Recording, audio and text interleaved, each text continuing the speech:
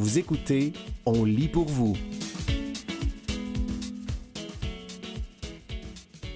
Courir sans perdre la carte. Un texte d'Élise Lécaudé paru le 9 juillet 2026 dans la presse. À Gênes, dans le nord de l'Italie, 6 Canadiens parcourent les rues à toutes jambes, boussole et carte en main.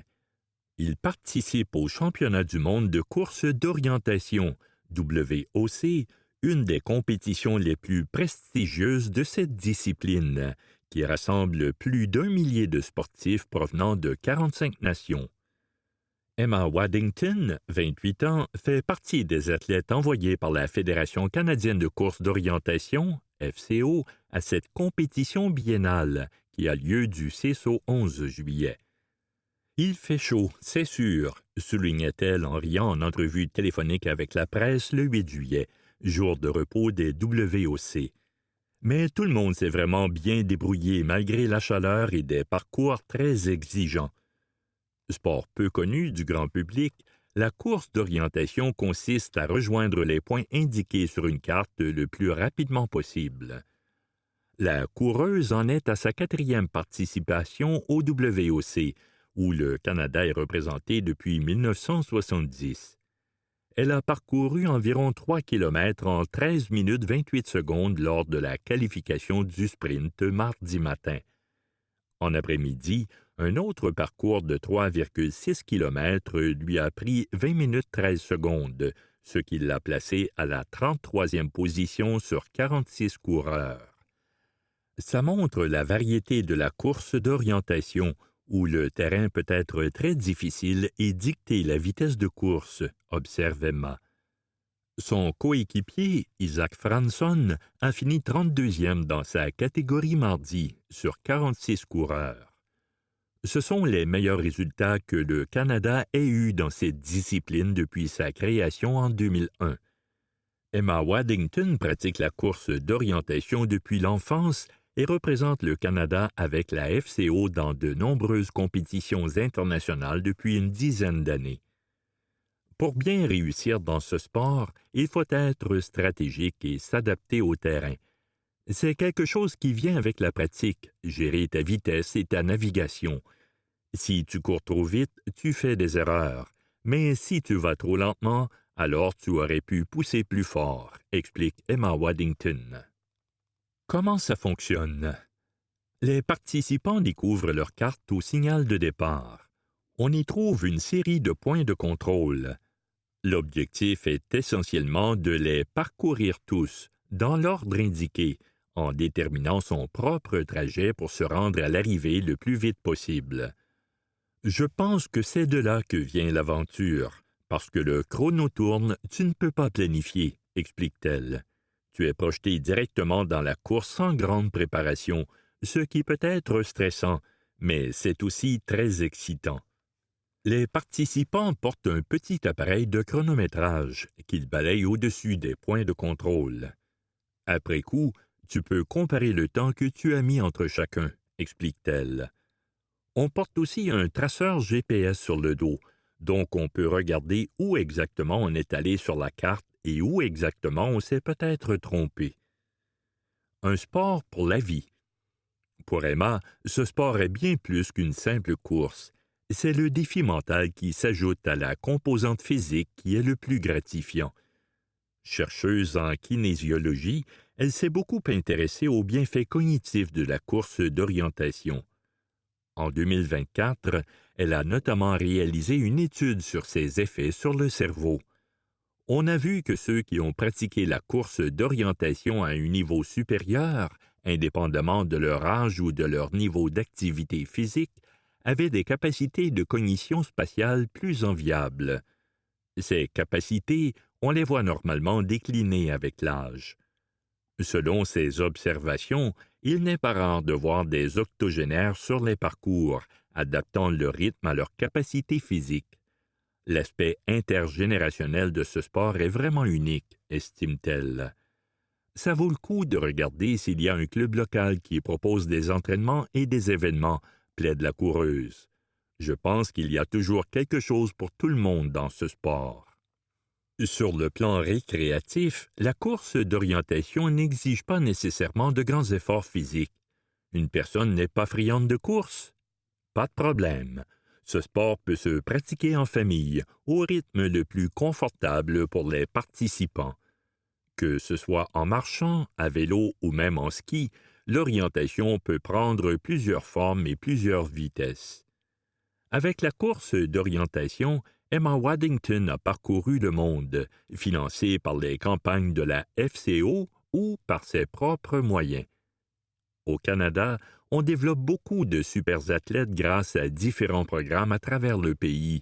On a de grands objectifs en tant que nation. On est en voie d'en atteindre plusieurs comme faire partie du top 15 des pays au championnat du monde.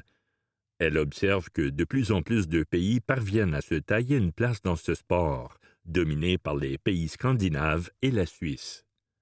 La course d'orientation au Québec. Au Québec, plusieurs organisations proposent des activités de course d'orientation.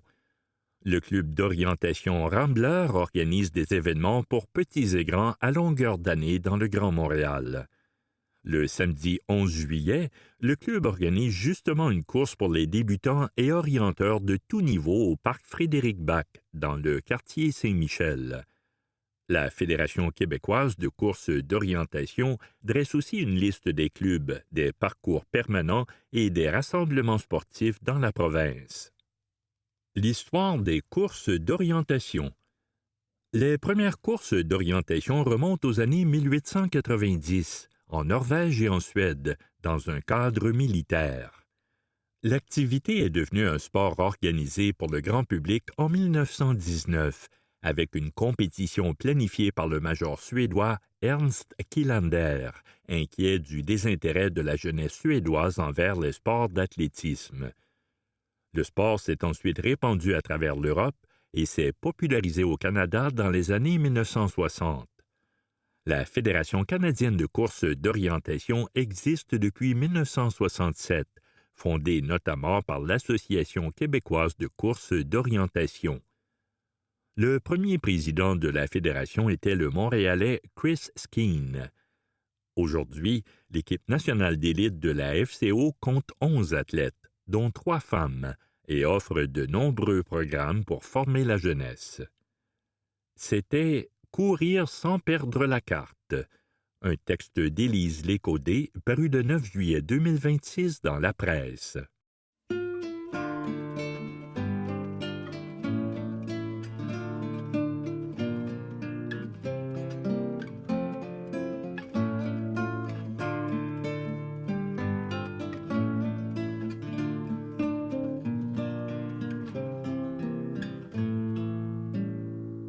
La chanson la plus relaxante du monde, un texte de la rédaction paru le 13 décembre 2024 dans Québec Science. Imaginez une musique tellement relaxante qu'elle peut ralentir votre cœur. C'est le pouvoir de la chanson Weightless du groupe Marconi Union. Avez-vous déjà entendu Weightless, sans pesanteur, du groupe Marconi Union? Cette œuvre est considérée comme la chanson la plus relaxante au monde, et c'est voulu. Elle est le fruit d'une collaboration du groupe de musique avec des thérapeutes spécialisés dans le son.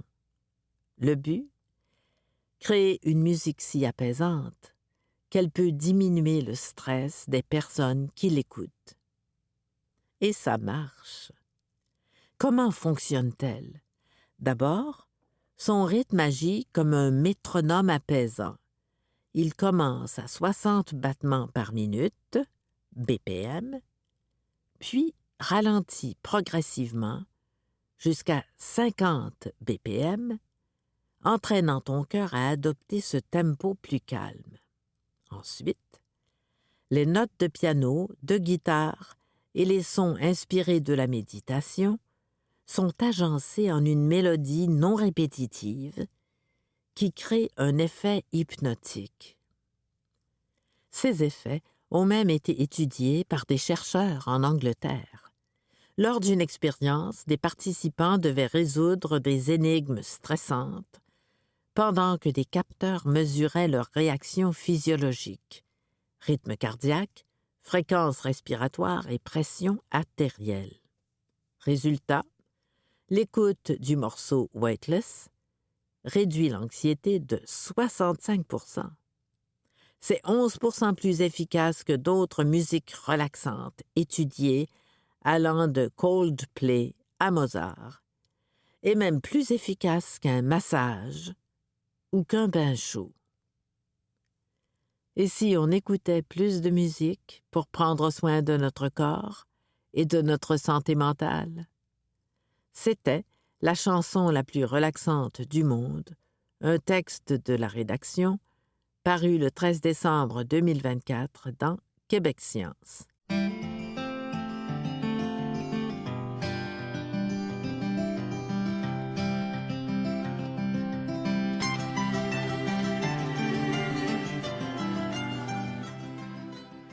Québec renvoie la balle à Santé Québec en ce qui concerne le transfert au privé des chirurgies en attente. Un texte d'Isabelle Porter paru le 24 juillet 2026 dans Le Devoir. Le gouvernement du Québec estime avoir fait le nécessaire pour réaliser sa promesse de transférer au privé les patients en attente d'une chirurgie depuis plus d'1 an et demande des comptes à Santé Québec. Le Devoir révélait qu'aucun patient en longue attente de chirurgie n'a été transféré au privé cette année, bien que l'ancien gouvernement Legault l'avait promis. Invité à commenter, le cabinet de la ministre de la Santé, Sonia Bélanger, a répondu qu'il avait livré le règlement nécessaire pour que ce soit possible et qu'il revient maintenant à Santé Québec d'en assurer le déploiement. Le cabinet de la ministre ajoute avoir d'ailleurs demandé un état de la situation du dossier à la Société d'État. Le gouvernement de la coalition Avenir Québec s'était engagé à ce que ce service soit offert à compter du printemps dernier. Questionné par Le Devoir sur l'absence de transfert de patients, Santé Québec n'a pas fourni d'explication claire. La Société d'État a d'abord répondu que l'appel d'offres pour sélectionner les cliniques privées capables d'offrir le service n'avait pas été concluant. Elle s'est ensuite ravisée et a indiqué que les propositions qu'elle avait reçues étaient actuellement en analyse. Injustifiable, disent les oppositions. Qualifiant cet échec d'injustifiable, dans une vidéo sur la plateforme X, le député libéral André Fortin a soutenu que la CAQ s'était engagée bien avant 2025 à mettre en place cette mesure. Cela remonte à l'époque de l'adoption du projet de loi 15 de Christian Dubé en 2023, a-t-il souligné. Le gouvernement avait indiqué qu'il y avait une garantie de service quand il y avait des délais injustifiables, c'est-à-dire que le gouvernement devait acheminer vers le privé, vers d'autres régions, vers d'autres solutions, les patients qui attendaient depuis trop longtemps. De son côté, le chef du Parti conservateur du Québec, Éric Duhaime, a vu dans la nouvelle la preuve que son parti était le seul à vraiment s'intéresser à une ouverture au privé en santé. La CAQ, équipe Fréchette, nous a toujours menti en matière de privé en santé. À la dernière élection, les caquistes promettaient même 2 hôpitaux privés. Cherchez-les pas. C'était juste une autre promesse en l'air pour aller chercher quelques votes à droite. Québec solidaire y voit un autre cafouillage signé la CAQ en santé. Mais contrairement aux conservateurs, les solidaires jugent qu'il ne s'agit pas d'une bonne solution à la base. Il faut plutôt donner au réseau public le personnel et les moyens nécessaires pour soigner le monde, a fait savoir le député Guillaume Clich-Rivard. Enfin, le Parti québécois a noté qu'en créant Santé Québec, le gouvernement a mis sur pied une autre superstructure bureaucratique centralisée, opaque et qui ne livre pas la marchandise. Pire encore, a souligné le député Joël Arsenault sur X. Personne n'est imputable de ce qu'une décision gouvernementale soit écartée au moment de la mettre en œuvre, sans explication crédible, claire et assumée. C'était Québec renvoie la balle à Santé Québec en ce qui concerne le transfert au privé des chirurgies en attente. Un texte d'Isabelle Porter paru le 24 juillet 2026 dans Le Devoir.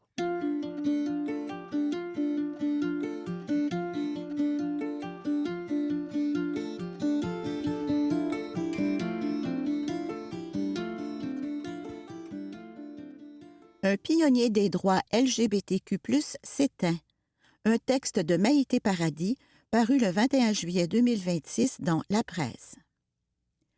C'est bien triste de voir partir nos lumières, ces gens qui nous éclairent, laisse tomber le président des Archives gays du Québec, Jacques Prince.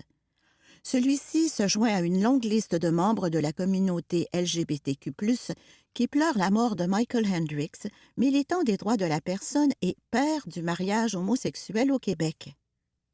Michael Hendricks et son conjoint, René Leboeuf, ont gagné une notoriété à l'échelle de la province pour avoir formé le premier couple de même sexe à s'être marié légalement au Québec le 1er avril 2004. Le long combat judiciaire pour la reconnaissance légale de leur union, qui a duré 6 ans, avait attiré une grande attention médiatique et suscité de vives réactions. Le couple, qui était déjà ensemble depuis 30 ans, avait déboursé plus de 300 000 $ en frais juridiques. M. Hendricks souffrait d'une maladie pulmonaire dégénérative et a reçu l'aide médicale à mourir samedi le 18 juillet 2026, entouré de son mari et de ses proches. Citation. Il laisse derrière lui des traces que vont suivre plusieurs générations. Fin de citation, témoigne en entrevue Jacques Prince, qui a travaillé avec Michael Hendricks à plusieurs reprises dans le cadre de collaboration avec Archives gays du Québec, AGQ. Né en 1941 au New Jersey, Michael Hendricks est arrivé au Québec en 1968 pour éviter la conscription lors de la guerre du Vietnam.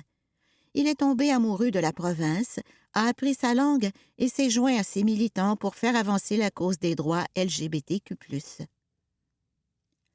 Diverses implications. En 2002, le gouvernement du Québec a créé l'Union civile, autorisant ici les personnes de même sexe à s'unir. Mais Michael Hendricks et René Leboeuf revendiquaient davantage. Ils ont continué leur lutte jusqu'à la légalisation du mariage en 2004. Le Québec avait alors emboîté le pas à l'Ontario et à la Colombie-Britannique, 2 provinces qui avaient déjà légalisé le mariage entre 2 personnes de même sexe. Leur victoire a ouvert la voie à la légalisation du mariage pour tous à l'échelle du pays en 2005. Ils ont écrit une partie de l'histoire canadienne, affirme Valérie Lapointe, chercheuse à l'Institut de recherche en politique publique, spécialisée en politique fédérale. Citation. La légalisation du mariage gay est un tournant pour les droits humains au Canada. Il y a vraiment un avant et un après. Fin de citation, souligne-t-elle. Bien que cette bataille judiciaire soit inscrite dans les archives, les combats de Michael Hendricks n'ont pas débuté là. Lui et son conjoint se sont impliqués fièrement au cours des années 1990 auprès d'Act Up Montréal, un collectif luttant contre l'inaction gouvernementale face à la crise du VIH. Un vrai militant des injustices. C'est dans ce contexte que Claudine Metcalfe, alors directrice du Centre communautaire des gays et lesbiennes de Montréal, a fait sa connaissance.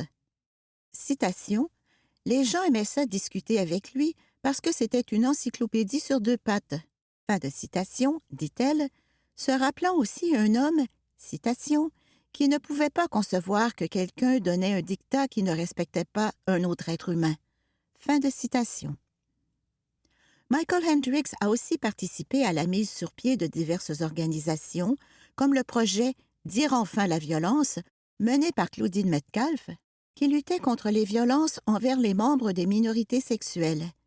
Il a également cofondé la table de concertation des lesbiennes et des gays du Grand Montréal, devenu aujourd'hui le Conseil québécois LGBTQ. Citation. « Ces questions-là, quand elles sont mises sous le tapis, il faut faire du bruit pour créer un intérêt médiatique, souligne Jacques Prince. M. Hendricks a beaucoup travaillé pour les faire connaître du grand public. » Fin de citation. Même une fois marié, il utilisait son expérience pour en aider d'autres, comme Stella, un organisme militant pour les droits des travailleuses du sexe. Citation. « Il n'y a pas beaucoup d'hommes gays qui prenaient sous leurs bras les travailleuses du sexe, raconte Claudine Metcalfe, mais c'était un vrai militant des injustices. » Fin de citation. C'était « Un pionnier des droits LGBTQ+, s'éteint », un texte de Maïté Paradis, paru le 21 juillet 2026 dans La Presse.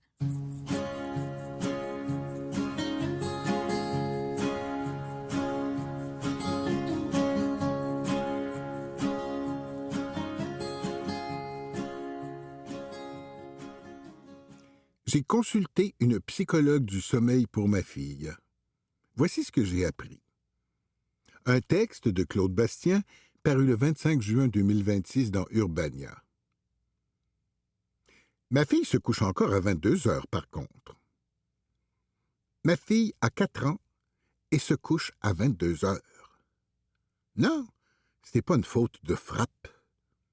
Eh oui, c'est beaucoup plus commun qu'on le pense.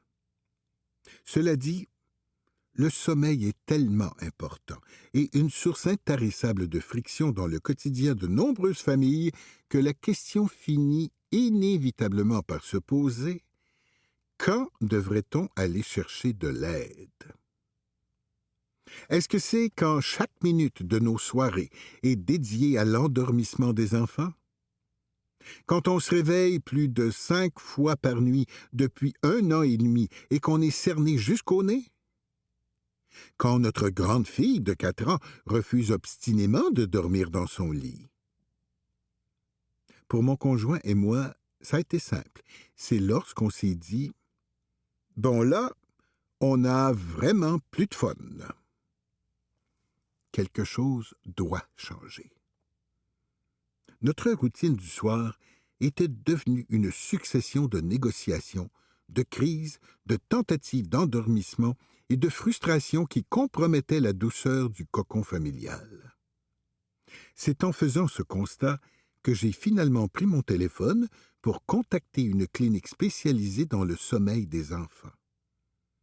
Après 1 mois sur une liste d'attente, visiblement, nous étions loin d'être les seuls à chercher de l'aide. Nous avons finalement obtenu un rendez-vous. Dans une étude menée auprès de plus de 800 familles pour la revue Pediatrics, près de 30% des parents estimaient que leur enfant avait un problème de sommeil. Pourtant, plus de 90% souhaitaient changer au moins un aspect de leur sommeil. Prendre action.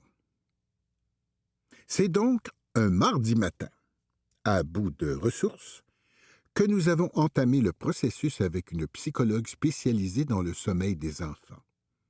À ce moment-là, nous étions encore loin de nous douter que nous allions devoir nous réveiller à 6h30 du matin pendant les 4 prochaines années, mais j'y reviendrai. D'entrée de jeu, la psychologue nous a prévenus. Avant même de parler d'heures de coucher ou de réveil nocturne, nous allons devoir déconstruire une bonne partie de ce que nous croyons savoir sur le sommeil des enfants. Selon la neuropsychologue Katia Gagnon, spécialisée en sommeil des enfants, une grande partie de la détresse parentale provient des attentes qui entourent le sommeil des tout-petits. Il y a des attentes sociales qui sont irréalistes par rapport à ce qu'un enfant est capable de faire, par rapport à l'indépendance, par rapport à l'autonomie, par rapport à la consolidation du sommeil et à l'heure de son coucher, explique-t-elle. Le comportement attendu, c'est qu'il s'endorme seul, sans suce, sans doudou, sans toutou, sans lait, sans maman, sans rien, dans une bassinette. Or, renchérit-elle, les connaissances actuelles sur le développement de l'enfant, l'attachement, l'allaitement et les mécanismes biologiques du sommeil préconisent plutôt une approche fondée sur les besoins propres à chaque enfant, tout en tenant compte de son stade de développement et du bien-être de sa famille. Le b.a.-ba de la biologie du sommeil. Les enfants n'ont pas tous besoin de la même quantité de sommeil, nous explique Katia Gagnon. Entre 3 et 5 ans, la majorité des enfants dorment entre 10 et 13 heures par période de 24 heures. Pendant des mois, nous nous sommes arrachés les cheveux en tentant de coucher notre fille plus tôt. Comme plusieurs parents, nous étions convaincus qu'une enfant de son âge devait s'endormir vers 19 heures ou 20 heures. Or, après avoir tenu un journal de sommeil pendant plusieurs semaines, nous avons compris qu'elle avait besoin d'environ 10h15 de sommeil par jour. En retirant les 2 heures de sieste qu'elle faisait à la garderie, il lui restait un peu plus de 8 heures de sommeil à accumuler la nuit. Déclic. Pour la première fois, son heure de coucher tardive cessait d'être un problème à corriger. Elle devenait simplement le reflet de ses besoins biologiques. Nous avons donc arrêté de forcer notre petit oiseau de nuit à se coucher avant qu'elle ne soit réellement somnolente. Aujourd'hui, notre fille se couche souvent en même temps que nous. Les crises et les interminables négociations du soir ont pratiquement disparu. Le compromis. Nous sommes debout à 6h30 tous les matins. Comme le rappelle Katia Gagnon, l'heure du coucher peut varier selon le niveau de fatigue et les heures de sieste accumulées dans la journée, mais l'heure du lever doit demeurer stable. Cette recommandation repose sur un concept central de son approche, la pression du sommeil. Pour simplifier, Katia compare souvent le sommeil à un réservoir. Plus la journée avance, plus ce réservoir se remplit. À l'inverse, les siestes viennent en vider une partie. Donc, au revoir, la belle soirée en amoureux quand ton enfant dort 2 heures à la garderie. Et vos soirées dans tout ça? On les passe à danser et bricoler avec notre fille jusqu'à pas d'heure. Je vous l'accorde, ce n'est pas parfait, mais c'est un processus et comme tout processus, il faut être prêt à avoir l'esprit ouvert et à remettre en question plusieurs idées que nous tenons pour acquises. J'aurais aussi aimé conclure en vous disant « Ils vécurent heureux et ils retrouvèrent leur soirée. » Tout est une question de perspective. D'une certaine manière, nous avons retrouvé nos soirées. Elles sont simplement différentes. Elles sont plus douces, plus calmes, moins frustrantes et surtout, elles nous permettent de renforcer le lien avec nos enfants et de créer de précieux souvenirs. De toute façon, on sait bien qu'un jour, notre fille entrera à la maternelle. Son fameux réservoir de sommeil sera enfin suffisamment rempli pour qu'elle nous laisse tranquilles en se couchant à 20h30. Rebonjour les émissions de fin de soirée et soirées en amoureux bien méritées. C'était « J'ai consulté une psychologue du sommeil pour ma fille, voici ce que j'ai appris », un texte de Claude Bastien paru le 25 juin 2026 dans Urbania.